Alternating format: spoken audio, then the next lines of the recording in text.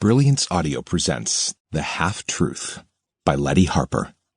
Performed by Kendall Taylor and Brian Polino. They say there's one in every family. Well, they lied, because I had an entire family full of them. The best part? I was a 31-year-old man living with my recently widowed mother until I found a job and a place of my own. And I was the normal one. Granted, I had just moved to town a few days ago, a couple of months earlier than intended, so at least I could say my situation was temporary. But the others, I was afraid they didn't stand a chance. On a positive note, they were great people, with big hearts and even bigger personalities. And with pure intentions, even when inconvenient. Such as the barbecue Aunt Diane and Uncle Fred had decided to throw in my honor, as if they were the welcome committee. When I tried to get out of it, they'd resorted to guilt trips, making me feel bad for ruining a family gathering meant to celebrate my return to Samson. The one thing they'd left out was that they had these lunches every Sunday. They had just decided to claim there was a reason for this one, and then use that reason to make me attend. "Oh, it's so good to see you."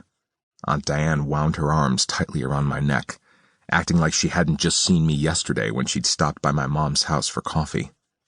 Or the day before, when I'd come over for dinner. Or the day before that, when I'd gotten into town.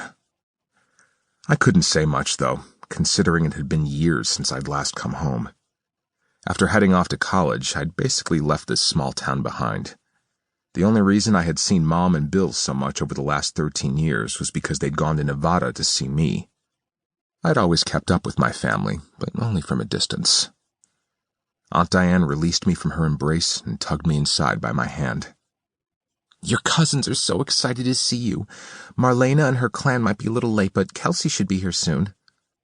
I closed the front door behind me and glanced up, noticing my mother. She had left the house this morning while I was out, so I hadn't seen her until now. "Ma, what happened to your face?" Knitting her brows in utter confusion, Mom pressed her fingertips to her cheek and asked, "What do you mean?" I moved closer and squinted, as if trying to see clearer.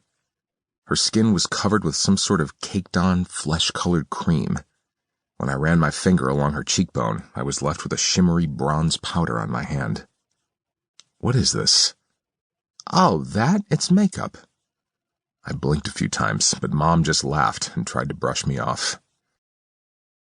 Nothing made me dream of living in Antarctica more than the stifling heat of summer. Even beneath a tent, the humidity was enough to leave me in a perpetual daydream of icebergs and sub-freezing temperatures. Yes, I'd practically volunteered to spend a day outside, but that didn't mean I was excited to melt into a puddle of sweat.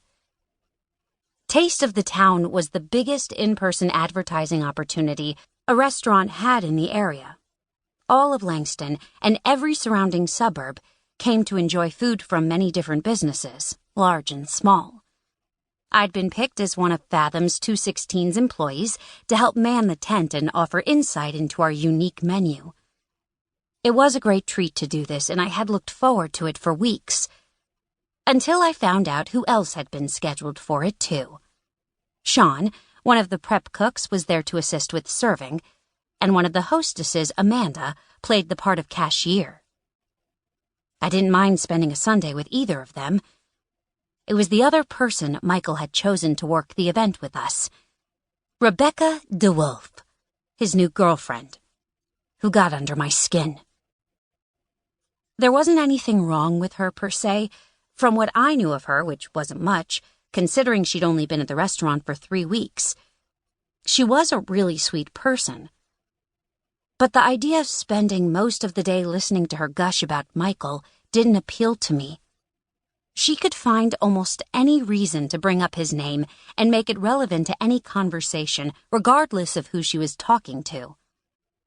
A woman could only hear about her ex from his new lover so many times before she did something unforgivable and wound up on the nightly news. And since prison kitchens didn't have sous chefs, that would have been a waste of student loans. So instead of paying her any mind, I spent most of the day listening to local bands play popular cover songs from the stage in the center of the park.